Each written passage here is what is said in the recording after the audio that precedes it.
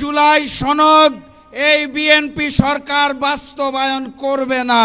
আর আজকের এই সমাবেশ থেকে স্পষ্ট ভাষায় জানিয়ে দিতে চাই, গণভোটের জনরায়ের আলোকে জুলাই সনদ এই বিএনপি সরকার বাস্তবায়ন করবে না। অতএব তাদেরকে বাস্তবায়ন করাতে হবে। অতএব তাদেরকে বাস্তবায়ন করাতে হবে। আর আমাকে যারা প্রতিদিন প্রতিনিয়ত হত্যার হুমকি দিচ্ছেন তাদেরকে স্পষ্ট ভাষায় জানিয়ে দিতে চাই, বাংলাদেশের মানুষের সাথে বেইমানি করে দিল্লির সামনে মাথা নত করে আপনাদের মতো প্রতিদিন ধুকে ধুকে মরব না। আল্লাহ নির্ধারিত সময়ে মৃত্যুবরণ করব, তার আগে পর্যন্ত ইনসাফের জন্য লড়ব ইনশাআল্লাহ।